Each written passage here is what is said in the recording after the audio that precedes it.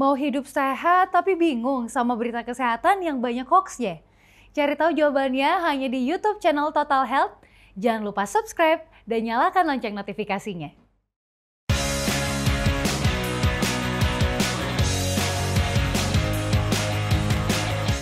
Sangat jarang untuk kita dengarkan hal-hal semacam ini, terutama dengan bakteri usus nih. Kok ada bakteri ya di usus kita? Apakah kita perlu antibiotik nih? Biasanya kan kalau bakteri pasti minumnya biasanya antibiotik. Nah, tapi ini dengan kesehatan. Nah, ini sangat menarik karena kita sebenarnya belum mengetahui tentang bakteri usus itu sendiri. Setelah diteliti, dilihat lebih jauh, ternyata tuh bakteri usus tuh sekarang juga disebut dengan forgotten organ, atau enggak organ yang dilupakan. Ini kan lucu juga ya, kok bakteri dibilangnya sebagai sebuah organ, karena ternyata fungsinya banyak banget. Makan sesuatu, jarang sikat gigi, ada bakteri, akhirnya gigi bisa jadi berlubang, itu juga karena ada bakteri itu. Tapi ternyata bakteri yang di usus besar yang paling banyak manfaatnya.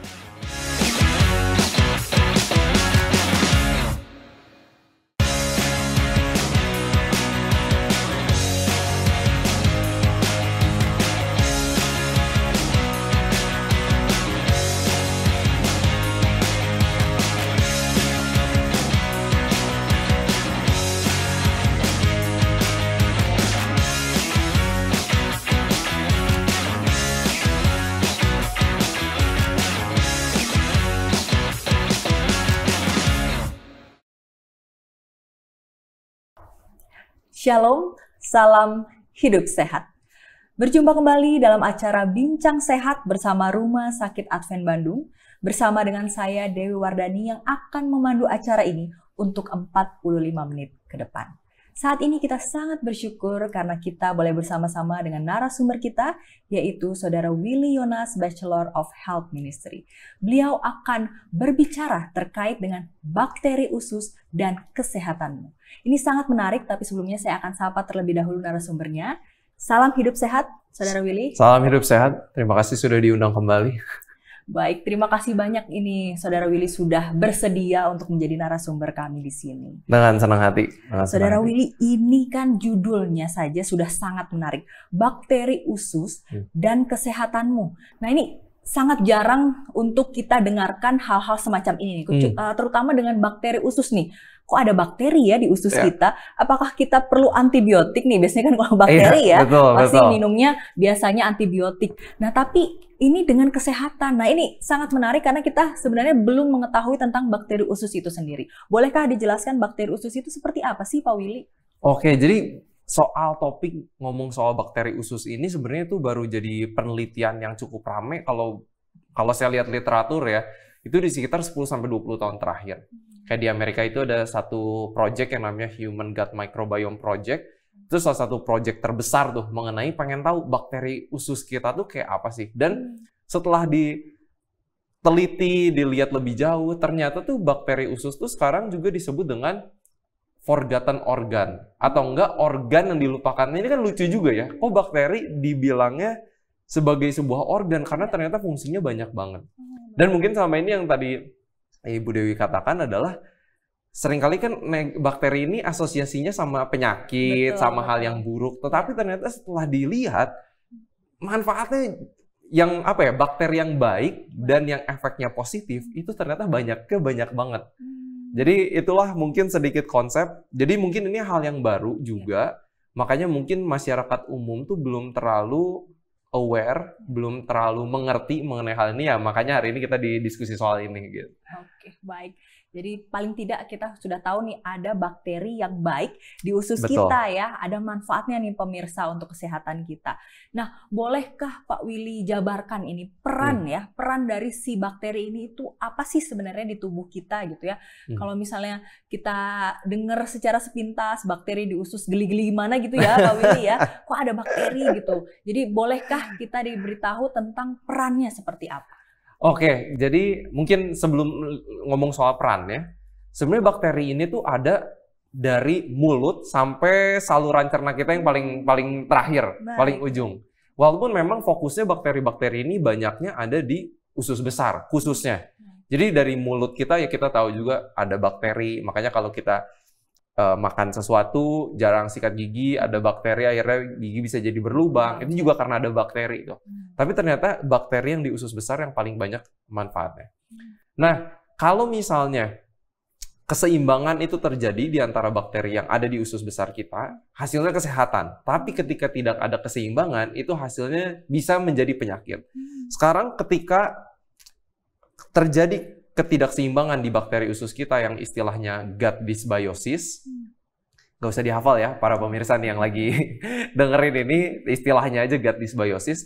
Ketika ketidakseimbangan itu terjadi, resiko terhadap kenaikan berat badan bisa terjadi. Imunitas tubuh kita itu juga bisa terjadi. Lalu sekarang udah ada yang namanya gut-brain connection atau hubungan antara bakteri usus kita dengan kesehatan mental kita.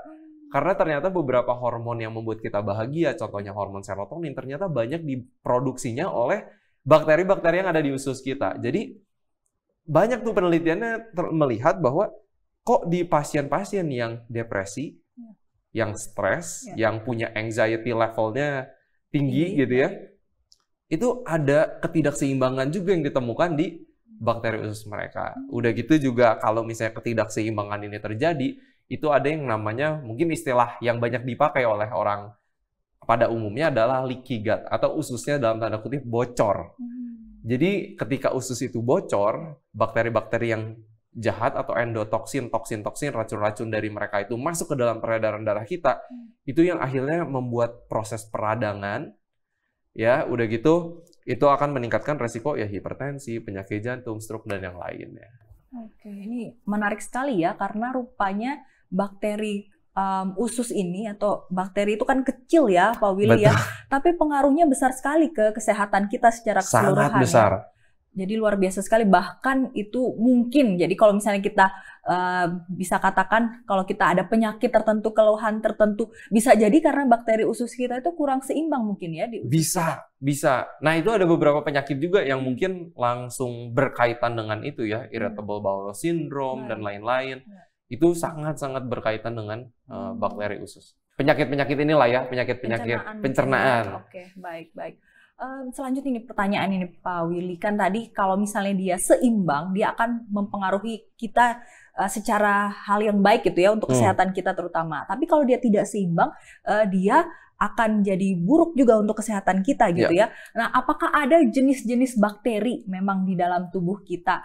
Apakah jadi istilahnya itu kita mungkin mau mengenal dia lagi nih, ini sepertinya ada peliharaan baru nih di tubuh kita istilahnya gitu ya. Betul. Ada peliharaan baru yang mungkin harus kita jaga, namanya peliharaan ya, kita sayang-sayang gitu ya. Apapun yang kita mungkin bisa lakukan, kita berikanlah supaya dia juga bisa baik gitu ya, karena kita dalam hal ini mau memelihara dan merawat. Nah ini apakah ada jenisnya dulu nih Pak Willy, silakan. Oke, jadi aku suka banget ya, bener.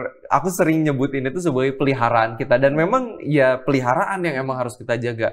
Sebelum ngomongin jenis, mungkin kita perlu tahu juga jumlahnya. Kenapa ini akhirnya menjadi hal yang sangat diperhatikan oleh para dokter dan para peneliti di dunia.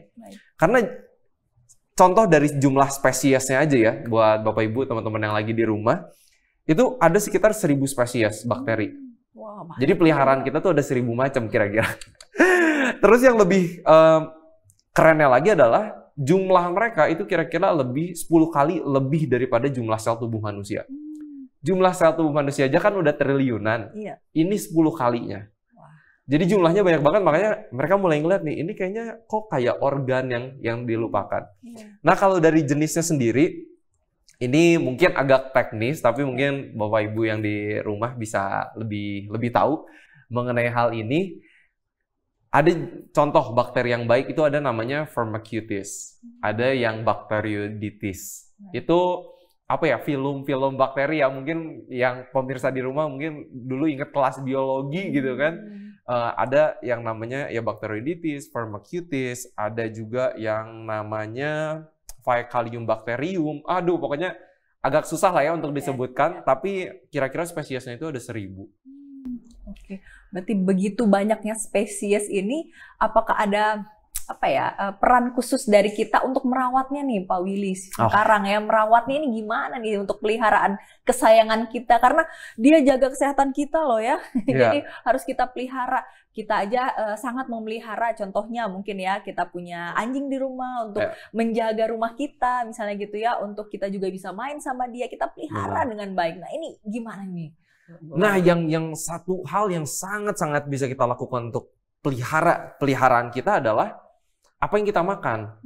Karena dari benar-benar apapun makanan yang kita masukin ke dalam mulut kita, itu kan akan melewati saluran cerna kita. Dari mulut sampai yang paling belakang, sampai kita buang gitu kan.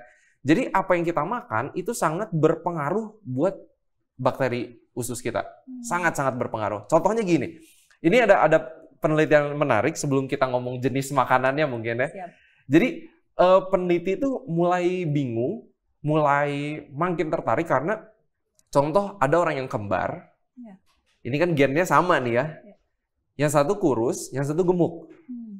Nah udah gitu, bakteri usus mereka dikasih ke tikus. Dari orang yang kurus, dari orang yang gemuk. Tikus, dua-dua tikus ini dikasih makanan yang sama. Kalorinya sama, jumlah karbohidratnya sama, protein, lemaknya sama, pokoknya sama banget. Tapi kenapa dikasih makanan yang sama, tikus yang kurus tetap kurus, tikus yang dikasih bakteri usus yang dari orang yang gemuk, itu jadi gemuk. Kan aneh ya, maksudnya kok makanannya sama, tapi efeknya berbeda. Nah itu yang makin bikin dunia ini tuh makin menarik. Jadi karena ada ketidakseimbangan dari bakteri usus di orang yang gemuk, dikasih makan, jadi gemuk juga tikusnya. Nah, kalau kita pengen keseimbangan bakteri dalam usus kita itu baik, nomor satu, serat. Itu makanan favorit dari peliharaan kita. Nggak ada makanan yang lain yang jadi favorit mereka. Serat bisa didapatkan di mana? Hanya di makanan nabati. Tidak ada di makanan hewani sama sekali. Nah ini buat teman-teman yang lagi nonton di rumah, para pemirsa, perlu ingat ini ya. Makanan hewani tidak mengandung serat sama sekali. Ya kalau mungkin ada ayam, ada seratnya, itu serat otot. Tapi beda dengan serat yang kita bicarain. Ya, makanan nabati itulah makanan yang mengandung serat. Mau itu sayur, buah-buahan, biji-bijian, kacang-kacangan, itulah semua makanan yang menjadi makanan favorit dari bakteri usus kita. Baik, berarti kalau kurang serat nih Pak Willy, udah jelas bakalan akan mengganggu ya untuk jalannya peran ya atau roda pekerjaan dari si bakteri usus itu sendiri ya. Berarti yang perlu kita perhatikan sekarang ini serat nih pemirsa. Tadi Pak Willy udah jelaskan ya apa serat-seratnya apa aja. Boleh nggak kita lebih paham soal berapa banyak sebenarnya serat yang harus kita konsumsi nih Pak Willy supaya bakteri usus kita itu senang lah istilahnya seperti itu. Jadi kalau secara hitung-hitungannya ya, kita satu hari itu disarankan untuk makan 25-30 gram serat sehari. Cuman kan ini kita ya ngelihat misalnya tomat gitu kan, ya kita kan nggak hafal nih 100 gram tomat itu berapa sih seratnya, ya itu buat ahli gizi lah ya. Tapi sebenarnya dari Kementerian Kesehatan memberikan tips cara makan buat kita untuk memastikan kita itu asupan seratnya cukup. Kalau kita lihat bukan 4 sehat 5 sempurna lagi ya, isi piringku, setengah dari piring kita itu perlu diisi sama sayur dan buah. Ya kan, sayur buahnya macam-macam, karena dengan mengkonsumsi makanan nabati yang beragam, itu juga akan disenangi sama bakteri usus kita. Jadi bukan cuma makan buah pepaya terus gitu kan. Karena komposisi dari serat di pepaya, di pisang, di apel, di jeruk, di alpukat, itu tuh beda-beda gitu. Jadi makanya kenapa makanan itu harus perlu sangat variasi.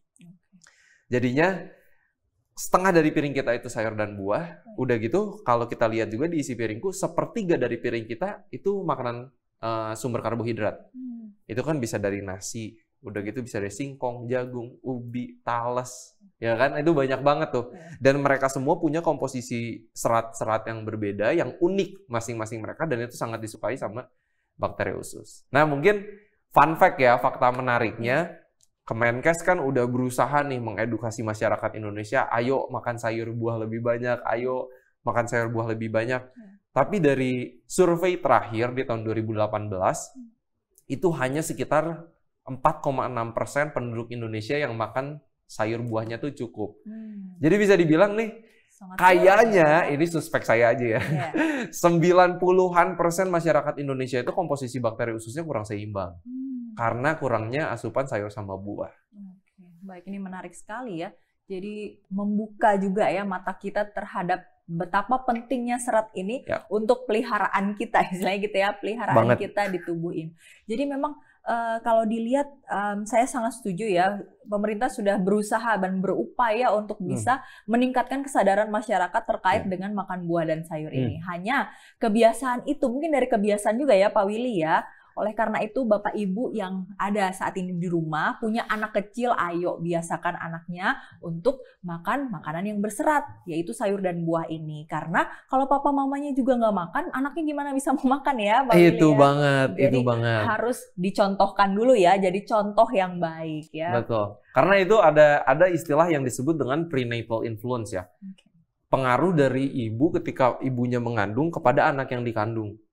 Itu penelitiannya udah banyak banget tuh. Kalau ibunya sukanya wortel, anaknya kemungkinan besar suka wortel tuh. Karena dari makanan yang ibu itu makan, rasa dari makanan itu tuh masuk ke cairan ketuban, amniotic fluid itu. Dan itu yang bisa dikecap sama anak. Jadi anak pas di perut ibu udah mulai ngerasa, oh ini rasa bawang, oh ini rasa wortel. Familiar juga ya. Udah jadi kenal, pas lahir suka tuh sayur buah.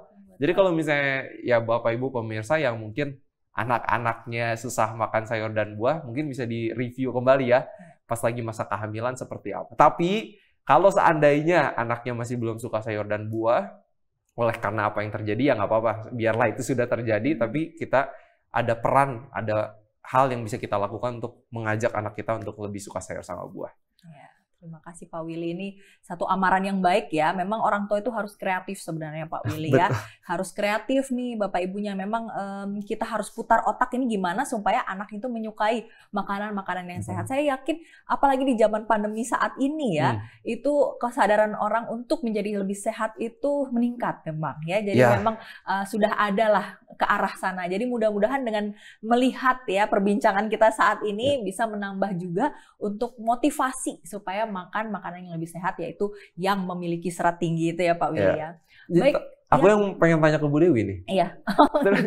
Kalau cara Ibu Dewi untuk mengajak anaknya lebih suka sayur dan buah gimana tuh? Siapa tahu berguna juga buat pemirsa channel. Baik, jadi saya yang ditanya ya Pak Willy, tapi nggak apa-apa. Ini satu ini juga ya tips buat para orang tua juga bahwa kita bisa menggunakan sources atau fasilitas yang kita bisa dapatkan, misalnya bikin bentuk sayur-sayuran itu, misalnya wortel dibikin, aku suka buat untuk anakku bikin seperti bunga-bunga. Dia lihatnya juga senang ya. Tapi memang dari yang tadi sudah saya katakan, yang paling awal itu memang kita harus suka buah dan sayur. Saya emang nggak bisa kalau tanpa si sayur itu dan buah untuk makan gitu ya. Jadi itu yang harus kita lakukan. Memang anak kita memang melihat apa yang kita lakukan juga ya. Dan waktu hamil memang selalu diberikan asupan untuk serat yang tinggi juga. Jadi memang salah satunya kan kalau misalnya kita memang lagi hamil, kadang-kadang suka ini ya, sembelit gitu ya Pak Willy ya. Jadi itu sangat membantu nih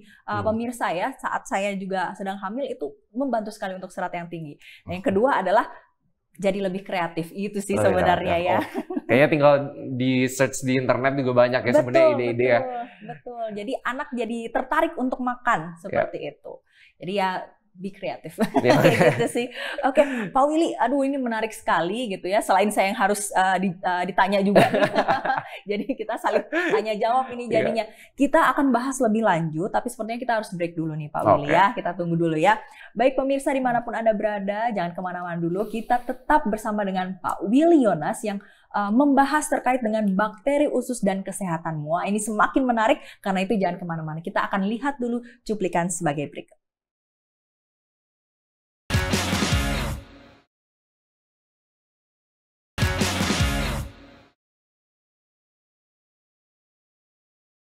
Salam hidup sehat. Berjumpa kembali dalam acara Bincang Sehat bersama Rumah Sakit Advent Bandung. Masih dengan saya Dewi Wardani dan juga Saudara Willy Yonas. Kita masih membahas terkait dengan bakteri usus dan kesehatanmu. Ini semakin menarik ya pemirsa, jadi jangan kemana-mana. Nah Pak Willy, kita membahas lagi nih tentang bakteri usus ya. Siap. Tadi itu menarik sekali karena saya juga banyak hal yang belum pernah saya dengar. Ini Pak Willy kemukakan tadi itu menambah keingintahuan saya nih terkait dengan bakteri usus ini. Ini pertanyaan selanjutnya nih Pak Willy, apakah boleh kita dijelaskan secara spesifik lebih lanjut ya terkait dengan serat ini, mengapa dia baik untuk bakteri usus kita? Oke. Nah, sebenarnya yang terjadi yang perlu kita ketahui adalah ketika ketidakseimbangan bakteri usus itu terjadi karena kurangnya asupan serat, yang kemungkinan terjadi itu adalah usus kita itu bocor, dalam tanda kutip ya. Karena mungkin dari kasat mata nggak kelihatan, tapi kalau lihat dari mikroskop dan dari bukti-bukti penelitian itu kelihatan. Karena ketidakseimbangan bakteri usus itu terjadi. Nah, apa yang terjadi ketika kita makan serat? Kita makan sayur, buah, biji-bijian, kacang-kacangan, ya kan? Itu adalah serat-serat itu dimakan sama bakteri usus kita. Lalu bakteri usus kita itu akan mengeluarkan satu senyawa yang namanya asam lemak rantai pendek atau bahasa Inggrisnya short chain fatty acid. Senyawa itu tuh tugasnya adalah untuk membuat dinding-dinding usus kita itu rapat lagi. Jadi racun-racun, toksin-toksin, kita sebut juga dengan endotoksin, itu nggak bisa bocor dari usus kita masuk ke dalam peredaran darah dan akhirnya menyebabkan peradangan. Karena mungkin kalau dipikir kayak gini ya, usus kita tuh kan apa ya, di dalam tanda kutip kotor, ya kan? Karena sebenarnya organ pencernaan kita dari mulut sampai yang terakhir itu tuh sebenarnya kan bagian luar dari tubuh. Bagian tubuh kita sangat steril, tapi kotor nih, banyak bakteri, makanya kita nggak pengen itu bocor. Nah, kalau kita banyak makan serat, bermanfaat buat bakteri usus kita itu yang baik ya. Itu yang akan membuat dinding-dinding usus kita itu rapat lagi. Jadinya resiko terhadap penyakit-penyakit juga bisa berkurang. Oke, baik. Ini menarik karena terkait dengan serat nih Pak Willy. Tadi juga ngomongin soal kan banyak juga mungkin yang belum paham nih, biasanya kan sayur, buah-buahan, tapi serat juga ada di kacang-kacangan, seperti itu ya. Habis itu hal-hal lain itu mereka kadang-kadang berpikir dua kali nih Pak Willy, karena kok kayaknya makanan seperti itu kok di luar jangkauan saya ya, karena mahal yang pertama. Aduh, itu ini dia. Kan kalau saya selalu katakan itu investasi sebenarnya ya. Tapi ini memang yang kita dalam tanda kutip ya, yang kita pikirkan saat ngomongin kacang-kacangan seperti itu yang makanan-makanan luar itu loh Pak Willy ya. Ya, impor-impor gitu kan ya. Iya, ini mahal banget gitu ya. Masa saya mau sehat jadinya mahal banget. Ini Pak Willy boleh nggak ya mungkin promosiin juga nih apa serat itu yang kayak gimana sih sebenarnya yang kita sebenarnya bisa peroleh juga di Indonesia gitu istilahnya, seperti yang gampang juga untuk kita tinggal beli seperti itu. Bolehkah? Dan itu seratnya juga tinggi. Bolehkah dijabarkan sedikit? Oke, saya secara pribadi itu selalu pro dengan pangan lokal.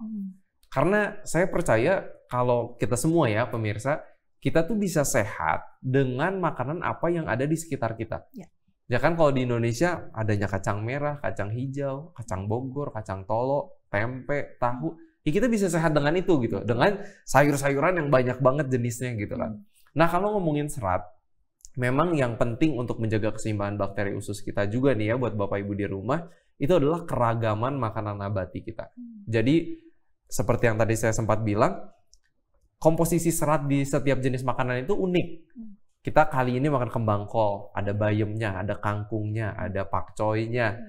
Terus kita coba cari yang warnanya warna-warni tuh, ada yang putih kayak toge, nanti ada yang hijaunya hijau lebih tua, ada yang hijaunya lebih muda, ada kol ungu, ada wortel yang warnanya oranye, ada tomat yang warnanya merah. Jadi kan itu tuh sangat disukai oleh bakteri usus kita. Tapi memang kalau kita melihat dari jumlah serat per 100 gram, karena kalau kita ngebandingin makanan kan biasanya per 100 gram gitu kan, 100 gram tomat dibandingin dengan 100 gram seledri. Memang serat itu sebenarnya paling banyak tuh di jenis polong-polongan. Jadi kacang merah, kacang hijau, kacang kedelai, tempe dalam bentuk tempe, itu seratnya tuh paling banyak. Dibandingkan ketimbang kalau misalnya kita makan selada air. Kita pikirkan kadang serat, oh ya banyaknya banyak di sayur nih gitu. Tapi sebenarnya serat tuh paling banyak di polong-polongan. Jadi kalau misalnya tadi sempat saya ditanya ya di awal, ini berapa banyak sih serat yang harus kita makan dalam satu hari? Sarannya 25-30 gram. Kalau kita makan bubur kacang hijau saja, satu mangkok, misalnya itu isinya sekitar 150 gram gitu, itu untuk dapat serat antara 15-20 gram serat tuh gampang banget. Apalagi kalau misalnya kacang hijaunya salah satu yang saya lakuin di rumah, kacang hijau itu dicampur juga dimasak dengan jali-jali atau barley ya bahasa Inggrisnya ya. Itu kan cukup gampang juga didapat nih kalau di Bandung ya, tapi kan nggak tahu nih di kota Bapak Ibu ya. Itu seratnya udah tinggi banget. Untuk dapat 25 gram serat tuh gampang banget. Karena kita polong-polongan itu jenis yang seratnya paling banyak. Oke. Baik, tapi mungkin yang tadi menanggapi si kacang hijau sendiri mungkin nggak pakai santan dan juga nggak pakai ini kali ya Pak ya, maksudnya terlalu banyak gula biasanya. Itu santannya banyak banget, gulanya banyak gitu kan, jadi akan berbeda lagi nih. Jadi lebih baik mungkin ada hal ya, mungkin Pak Willy juga kasih tips, mungkin kalau pakai jali-jali nih dikasih apa nih kira-kira Pak sama kacang hijau nih? Biasanya. Sebenarnya kalau gula kita kasih gula aren dan juga santan dengan porsi yang secukupnya ya. Itu sebenarnya oke. Itu oke.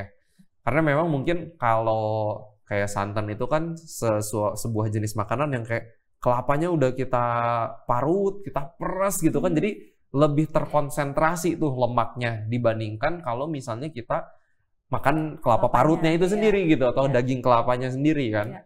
Jadi lebih mindful aja, lebih aware dengan jumlah itu penting banget. Sekali lagi, sekalipun sebuah makanan sehat itu kita perlu tahu jumlah yang tepatnya itu seperti apa. Jadi kalau kita makan satu mangkok kacang merah dengan misalnya sekitar 1,5 sendok makan santan, itu nggak masalah. Dan juga santannya cair ya, kan kadang ada yang kita beli kan sangat kental ya. Jangan 1,5 sendok makan yang kental tuh, tapi yang udah kita cairkan.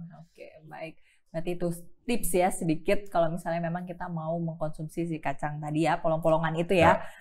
Baik, Pak Willy, apakah ya pertanyaan selanjutnya nih, apakah ada kira-kira kasus di mana jika seseorang itu tadinya memang bukan penyuka serat ya, jadi belum pernah makan yang begitu banyak buah-buahan, sayur-sayuran, polong-polongan, kemudian beralih kepada makanan dengan serat yang tinggi. Apakah ada pengaruhnya, terutama mungkin dengan tubuhnya sendiri dan juga si bakteri ususnya sendiri? Ini gimana, Pak Willy? Ini perlu periode penyesuaian ya. Karena kan ini bakteri usus yang mungkin dimiliki Bapak Ibu atau saya sendiri udah bertahun-tahun misalnya jarang makan sayur dan buah.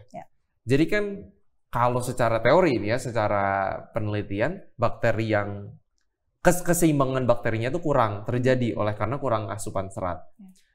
Sekarang orangnya pengen hidup lebih sehat nih, makan lebih banyak sayur buah, polong-polongan. Nah, kadang tuh bakteri usus kita tuh kaget.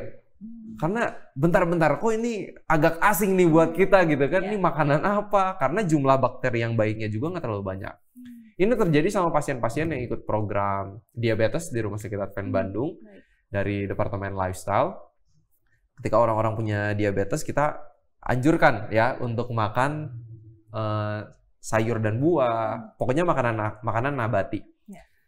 Lalu seorang ibu yang ikut program kita, yang dia makan tuh biasanya daging-dagingan semua, sayur buah tuh sangat jarang, makan ubi aja katanya nggak pernah. Kita kan kayak wah kaget nih. Terus kita sarankan pola makannya yang bertolak belakang 180 derajat tuh. Banyak sayur buahnya, polong-polongan. Yang ibu ini alami adalah jadi bergas. Kok rasanya kayak pengen buang angin terus katanya ya. Dan kadang bahkan ada orang-orang juga yang mengalaminya sembelit. Jadi mereka kan bingung. Lah, saya udah makan sehat kok malah jadi menderita gitu kan. Itu yang banyak sekali orang bingung. Tapi itu sebuah periode yang perlu dilalui karena bakteri yang baiknya ini lagi diajarin ulang nih. Ini makanan yang seharusnya kamu makan. Tapi karena tiba-tiba jumlahnya jadi lebih banyak, kaget. Jadi salah satu efeknya adalah bergas atau enggak juga perut sembelit. Nah, ketika seseorang itu mengkonsumsi banyak makan serat, itu sangat perlu disertai dengan minum air putih juga yang banyak. Karena itu akan sangat menolong. Ya, supaya nggak terjadi bergasnya nggak terlalu banyak, itu akan sangat menolong juga. Atau enggak jalan kaki setelah makan, itu juga akan menolong. Tapi kalau misalnya ada kasus seperti itu, biasanya ahli gizi kami di program kami itu sarankan, biasanya kan kita sarankan nasi merah. Nasi merah kan seratnya lebih banyak nih, lebih bagus buat penderita-penderita diabetes. Coba kita ganti ke nasi putih dulu aja, supaya seratnya jangan terlalu banyak. perlahan gitu. Perlahan, kita coba adaptasinya perlahan. Lalu udah gitu kalau udah nggak masalah nih, udah 1 minggu, udah 2 minggu, coba kita perkenalkan lagi nasi merah. Masih masalah nggak? Nah itu memang perlu apa ya? Trial and error ya. Coba mencoba mengenali tubuh sendiri, tapi jangan panik kalau itu terjadi. Karena rasanya, aduh mau makan sehat, kok malah jadi sakit. Bukan seperti itu, tapi itu sebuah proses yang emang harus dilalui. Oke, baik. Ini menarik karena mungkin ada juga yang mengalami ya, jadinya akhirnya kok malah jadi kayak gini, bukannya serat itu malah memperlancar ya, tapi jadinya sembelit, nah, akhirnya malah urung tuh, jadinya nggak jadi. Balik lagi tuh ya.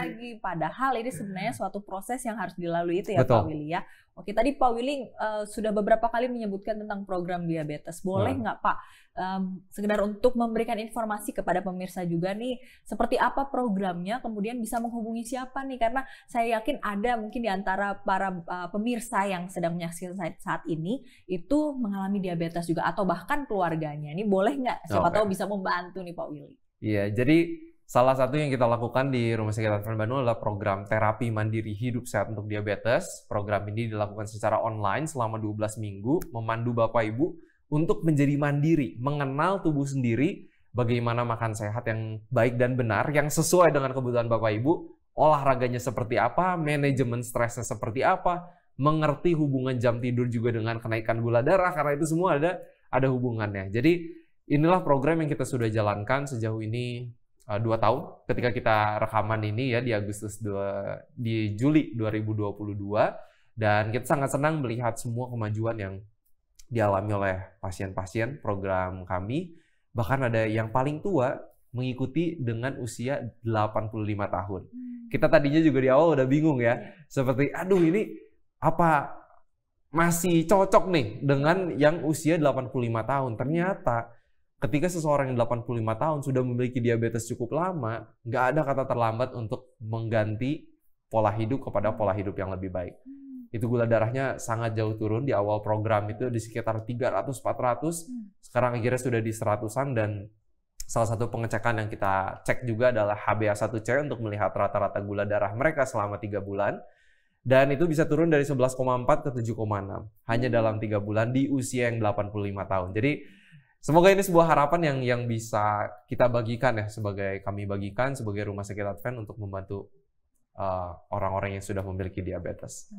Terima kasih Pak Willy. Jadi pemirsa dimanapun Anda berada sudah mendengar ya tadi terkait dengan program diabetes yang dimiliki oleh Rumah Sakit Advent Bandung. Jadi jangan sampai ketinggalan ya.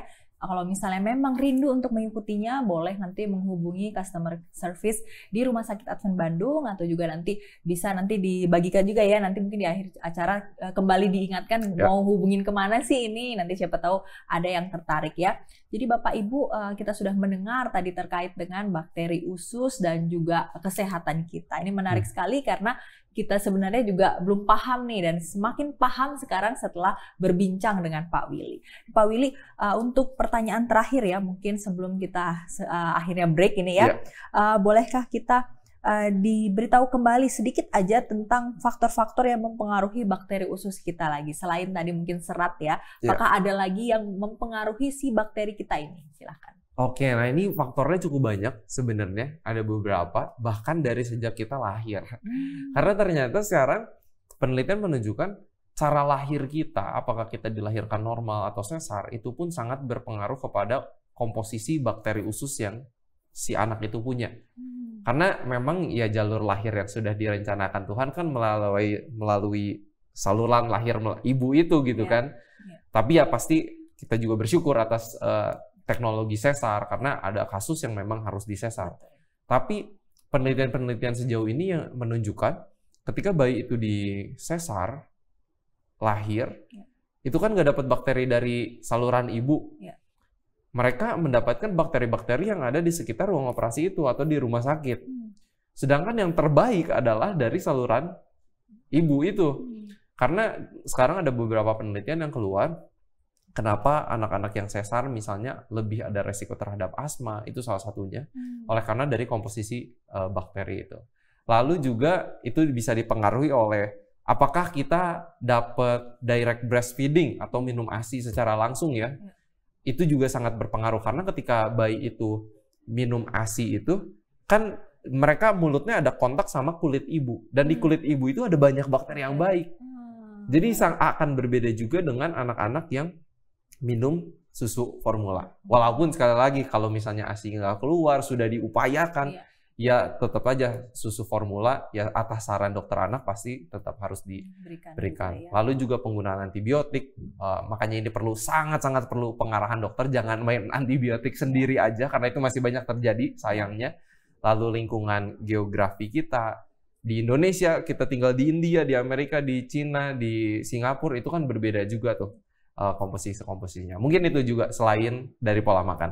Oke, baik. Ini menarik sekali dan sepertinya nanti mungkin kita harus membahas lebih lanjut nih terkait dengan bakteri usus dan kesehatan ini ya Pak Willy ya. Jadi kita break dulu ya Pak Willy ya, kita tunggu sebentar. Baik pemirsa dimanapun Anda berada, jangan kemana-mana dulu. Kita akan membahas lebih lanjut terkait dengan bakteri usus dan juga kesehatanmu. Kita akan melihat cuplikan sebagai berikut.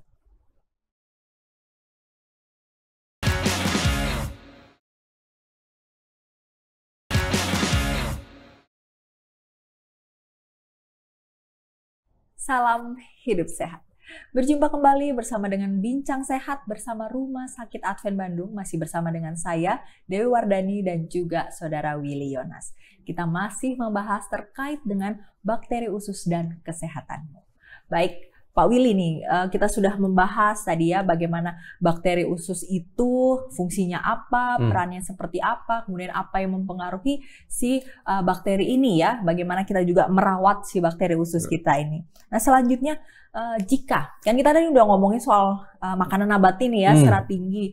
Jika seseorang itu memakan makanan hewani sekarang ya, makanan dengan lemak, diet yang berlemak seperti itu, adakah pengaruhnya dengan bakteri usus kita? Silakan. Oke, nah ini menarik ya, makanan hewani dengan lemak yang tinggi juga, ya dengan gorengan ya. Kalau mungkin orang Indonesia kerjanya bisa ngerti banget tuh gorengan. Jadi ada tuh beberapa penelitian yang sudah menguji ya, orang-orang dikasih pola makan yang berbeda. Ada yang 20%-nya lemak, 30%-nya lemak, atau 40%-nya lemak. Jadi tingkat kadar lemaknya ini dilihat tuh, efeknya ada nggak sih kepada bakteri usus seseorang. Dan ternyata yang terjadi adalah ketika seseorang mengkonsumsi makanan yang tinggi lemak, bakteri mereka yang baik itu ternyata rasio atau jumlahnya tuh berkurang. Kan itu menarik ya. Dan ternyata bakteri-bakteri di dalam usus mereka yang menghasilkan radang itu juga meningkat. Nah ini menjadi permulaan tuh dari penelitian. Kok kayaknya ketika seseorang dikasih makanan yang tinggi lemak, itu ada juga bisa mempengaruhi komposisi bakterinya dan akhirnya ya kebocoran usus, akhirnya itu juga bisa terjadi. Tapi yang lebih concerningnya juga di sekarang adalah di makanan hewani itu ada senyawa yang namanya karnitin sama kolin. Itu paling banyak ada di daging merah dan juga telur, itu salah satunya. Ketika karnitin dan kolin ini dikonsumsi, itu akan diubah oleh bakteri usus kita menjadi TMA atau trimethylamine. Oke, ini nggak usah dihafalin, nggak akan keluar di tes. Lalu TMA ini atau trimethylamine ini akan dioksidasi di organ hati kita dan itu menjadi senyawa yang namanya TMAO atau trimethylamine N oxide karena udah dioksidasi ya. Nah, sekarang sudah diketahui TMAO ini bisa merusak dinding-dinding pembuluh darah. Itu salah satu alasannya kenapa makanan hewani ini bukan yang terbaik buat kesehatan kita. Kenapa? Karena yaitu mengandung karnitin dan kolin yang cukup banyak diubah oleh bakteri usus kita, akhirnya menjadi dioksidasi di hati jadi TMA, dan itu penelitian udah banyak banget. Dan karena diketahui nih, pada pasien-pasien yang diabetes, yang kena penyakit jantung, atau stroke, itu kadar TMAO di dalam darahnya itu tinggi dibandingkan dengan orang yang tidak punya penyakit-penyakit seperti itu. Walaupun ini sebuah uji laboratorium yang belum dites untuk masyarakat umum ya. Karena kebetulan ketika saya kerja praktek juga, salah satu yang kita pernah mau coba teliti itu adalah TMAO ini. Tapi ternyata di Amerika saja tuh harga tesnya masih mahal banget. Jadi masih belum masih di tahap ini buat penelitian, belum terlalu untuk dites di keseharian kita lah ya, mungkin gitu.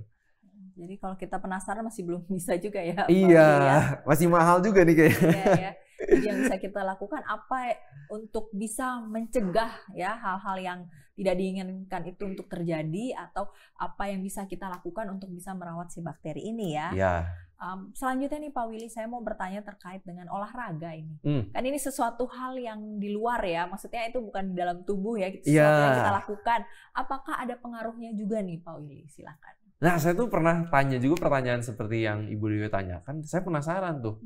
Karena kan kalau tadi kita diskusi dari awal kan yang bisa mempengaruhi komposisi bakteri di dalam usus kita itu kan sesuatu yang masuk ke dalam tubuh kita ya. Iya, ke lorong pencernaan ini gitu kan, dan itu langsung bersinggungan langsung tuh sama bakteri ususnya. Tapi gimana dengan olahraga? Sangat kaget saya juga ketika menemukan sebuah penelitian, orang-orang diminta untuk olahraga, dicek dulu nih bakteri ususnya seperti apa. Lalu mereka diminta untuk olahraga selama 6 minggu. Udah gitu mereka 2 minggu kembali ke kebiasaan mereka yang lama. Udah gitu 6 minggu lagi mereka disuruh sedentary lifestyle, duduk-duduk aja, berhenti olahraga lah ya. Ternyata ketika orang-orang itu melakukan olahraga, ternyata asam lemak rantai pendek yang membuat dinding-dinding usus kita itu menjadi rapat, itu ternyata meningkat secara signifikan ketika kita olahraga. Ini pola makannya di penelitian ini sangat dikontrol, ya semua dikasih makanan yang sama. Jadi itu salah satu faktor yang mungkin bisa udah nggak dilihat ya. Tapi ternyata ketika orang olahraga, senyawa-senyawa asam lemak rantai pendek itu ternyata terbentuk. Nah, terus yang menariknya lagi adalah ketika seseorang itu jadi sedentary, jadi duduk-duduk dan berhenti olahraga, produksinya itu berkurang lagi. Jadi ini apa artinya ketika saya ngelihat penelitian ini? Ya kita harus olahraga secara rutin. Jadi kalau kita mau dapat manfaatnya untuk bakteri usus kita, buat kesehatan usus kita, ya hari Minggu olahraga, hari Senin olahraga, hari Selasa olahraga, Rabu, Kamis, Jumat gitu kan. Tiap hari olahraga kalau kita mau mendapatkan manfaat yang sangat maksimal. Oke, ini menarik karena rupanya hal yang kita lakukan juga ya, itu bisa mempengaruhi dari produksi bakteri yang baik di usus kita itu ya. Jadi ini pemirsa, untuk kita pahami bersama bahwa tidak hanya yang kita konsumsi, tapi apa juga yang kita lakukan. Aktivitas fisik itu sangat penting untuk bakteri usus ini ya. Baik, selanjutnya nih Pak Willy, karena kita sudah bahas banyak hal, kita mau main sedikit nih terkait dengan mitos dan fakta, boleh ya? Oke, ini rame nih. Oke, ini rame karena banyak juga hal-hal atau isu-isu kesehatan yang perlu kita luruskan nih, supaya pemirsa juga di rumah ini tahu dan paham. Jadi mungkin dengar-dengar ya, ini informasinya seperti ini. Jadinya karena sering didengarkan, ini belum tahu nih benar atau enggaknya, sudah seperti benar aja gitu ya. Baik, jadi kita mulai dengan mitos dan fakta. Nanti Pak Willy mungkin boleh menjawab itu mitos atau fakta. Kemudian boleh dijelaskan sedikit ya Pak Willy ya? Oke, siap. Baik, mitos atau fakta ini yang pertama ya. Makanan probiotik baik untuk usus. Nah ini probiotik ini jadi silakan. Oke, ini agak susah nih ya jawabnya mitos atau fakta. Karena sejauh ini mungkin saya masih akan bilang cenderung ke mitos. Ini bukan probiotik yang disarankan dikasih dokter ya. Ini makanan probiotik. Jadi seperti kimchi, seperti kombucha, seperti tape.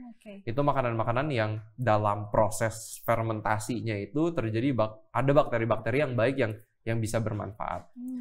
Kenapa saya bilang ini mungkin masih lebih cenderung ke arah mitos? Oleh karena sebenarnya penelitiannya belum terlalu banyak yang menunjukkan bahwa kalau minum kombucha ini komposisi bakteri ususnya akan menjadi lebih baik. Oleh karena semua makanan yang kita makan itu kan harus lewat lambung. Dan sedangkan asam lambung itu sangat asam. Yang dipertanyakan adalah apakah bakterinya akan mati di situ atau lanjut ke usus besar. Nah, jadi mungkin ini ada satu istilah yang supaya kita lebih tahu juga. Ada yang namanya health halo effect.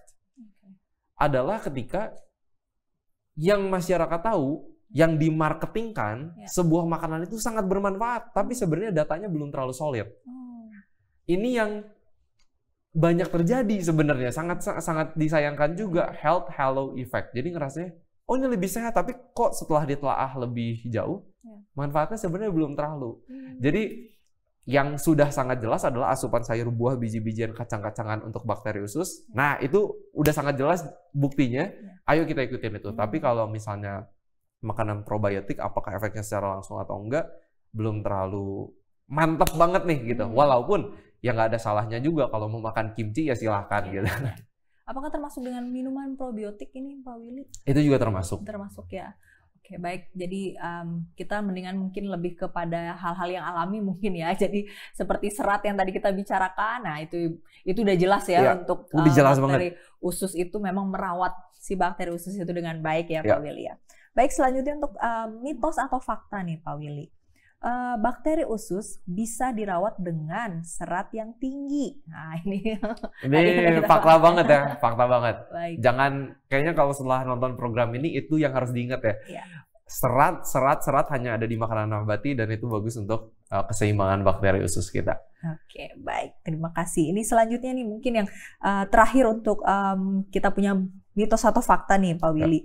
Bakteri usus bisa mempengaruhi kesehatan mental kita ya secara tidak langsung. Nah, ini fakta atau mitos? Mungkin ada yang belum dengar ini tadi yang di depan kita ya. Kita udah bahas sedikit. Ini secara tidak langsung ya. Iya, ini mitos.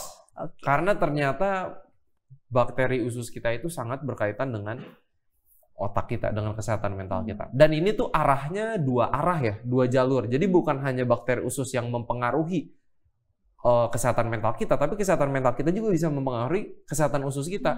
Ya mungkin Ibu Dewi juga udah pernah lah ya, mau ujian tegang. Betul. Biasanya salah satu efeknya tuh biasanya sakit perut. Iya. Nah, ke gugup. Iya, gugup. Jadi otak kita bisa mempengaruhi bakteri di usus kita. Itu ada penelitiannya juga, orang-orang yang stres, itu bakteri yang baiknya juga bisa berkurang jumlahnya.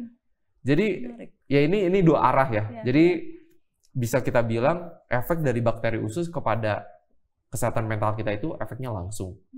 Baik, terima kasih. Ini menarik sekali. Jadi kita harus jaga juga ini baik-baik ya. Kita punya kesehatan mental ya. Selain itu mempengaruhi kita punya bakteri usus juga mempengaruhi. Jadi ini saling berkaitan satu dengan yang lain ya, Pak Wil. Baik, ini sangat menarik, tapi apa daya, ini kayaknya waktunya juga yang sedikit cemburu dengan kita ya. Jadi kita harus menyudahi, tapi sebelumnya Pak Wil bolehkah sedikit memberikan closing statement kepada pemirsa sebelum kita tutup acara? Silahkan.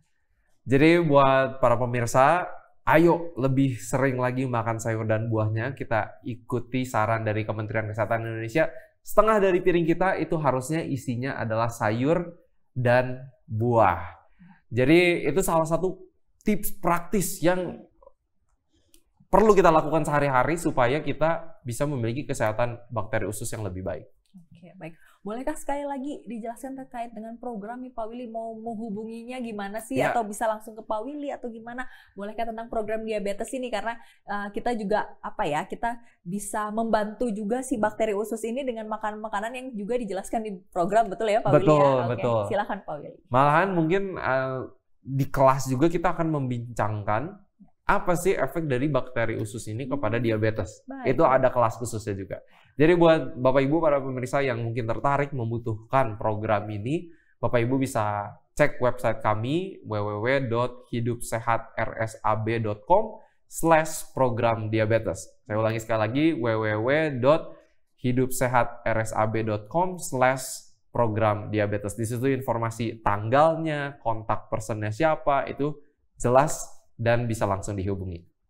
Oke, baik. Terima kasih banyak Pak Willy. Ini satu pencerahan untuk kita semua terkait dengan bakteri usus dan kesehatan kita. Kita jadi lebih paham nih Pak Willy terkait dengan usus, bakteri usus yang baik itu yang kita harus pelihara. Peliharaan kita, istilahnya tadi kita sudah setuju ya sama-sama. Miliaran tuh jumlahnya.